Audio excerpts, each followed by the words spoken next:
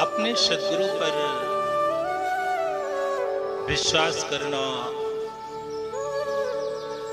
भक्ति का प्रथम चरण होता है, क्योंकि भक्ति करने के लिए, सत्मार्ग पर चलने के लिए सद्गुरु की परम आवश्यकता होती है।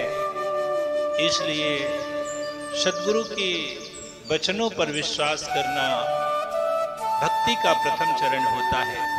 अगर मनुष्य अपने सद्गुरु भगवान पर पूर्ण विश्वास करके संसार का सफर करता है तो निश्चित ही वह अपने लक्ष्य को प्राप्त कर सकता है, अपने मानव जीवन को सफल और सार्थक बना सकता है। इसलिए आप सभी लोग जहां से जुड़े हुए हैं अपने सद्गुरु भगवान पर विश्वास करें और उनके बताए हुए मार्ग पर निरंतर चलते रहें, तो निश्चित ही आप सबका जीवन सफल और सार्थक हो जाएगा। जैसे आप लोग यदि ज्यादा दुखी हैं, ज्यादा परेशान हैं, तो मेरे द्वारा आप सभी को 3-4 क्रम बताए गए हैं। उन 3-4 क्रमों को आप लोग निरंतर पालन करें। जैसे हमने कहा है कि अपने घर में माँ भगवती, माँ काली का चालीसा पाठ प्रतिदिन करें। इस चालीसा पाठ को करने से समस्त देवी देवताओं का पूजन एक साथ हो जाता है, फिर आपको अलग से करने की आवश्यकता नहीं होती। इसलिए आप लोग प्रतिदिन सुबह और शाम अपने घरों में माँ भगवती, माँ काली का चालीसा पाठ करें और गुरुवार के दिन सामूहिक रूप से अपने घर में माँ भगवती, माँ काली का चालीसा पाठ करें, उनकी आरती करें और इस क्रम में अपने आसपास के लोगों को भी आमंत्रित करें। इससे होगा क्या कि धर्म का प्रचार भी होगा, आस पड़ोस के लोग भी एक आनंद प्राप्त करेंगे और आप सबके ऊपर माँ भगवती, माँ काली की कृपा सदैव बनी रहेगी। उसी तरह से दूसरा क्रम है, आप अपने घर में धर्म ध्वज लगाएं।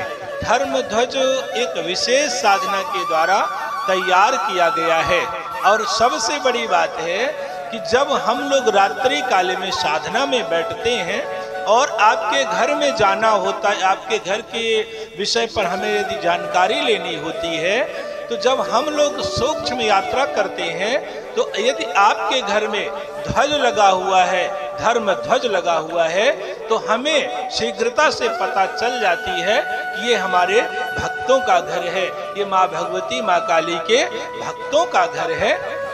इसलिए आप सभी लोग अपने घर में धर्म ध्वज जरूर लगाएं। ध्यान रखें, जब वह धर्म ध्वज फटने लगे, खराब हो जाए, तो उसे तुरंत चेंज करके, बदल करके दूसरा धर्म ध्वज लगा दें।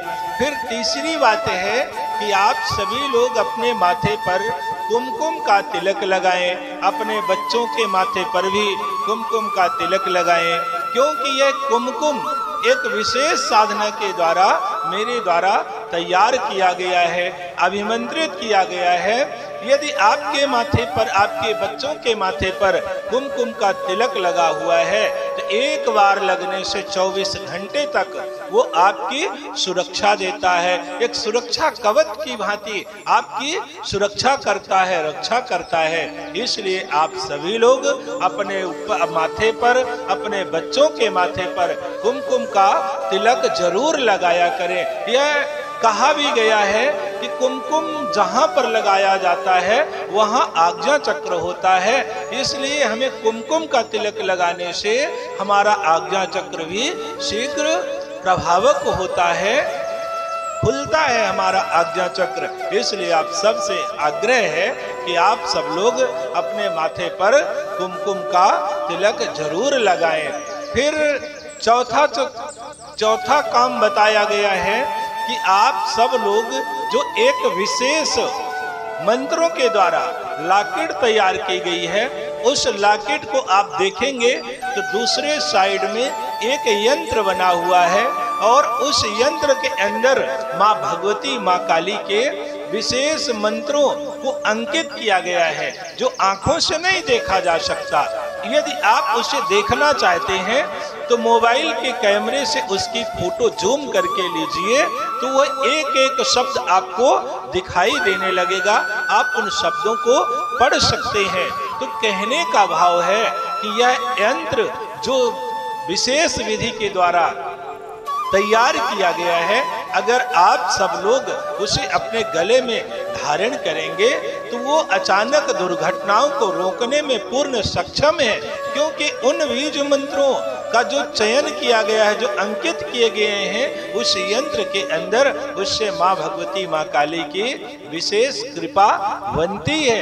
इसलिए आप सभी भक्तों से आग्रह है कि आप सब लोग प्रतिदिन माँ भगवती माँ काली का चालीसा पाठ करें और अपने घर में धर्म ध्वज जरूर लगाएं, फिर माथे पर कुमकुम का तिलक लगाएं और जो लाकिट तैयार की गई है तो आप अपने गले में, अपने बच्चों के गले में उस लाकिट को अवश्य धारण कराएं। इससे माँ भगवती माँ काली की विशेष कृपा आप सभी को मिलेगी, जिससे आप सबका जीवन सुखी हो जाएगा, आनंदित हो जाएगा।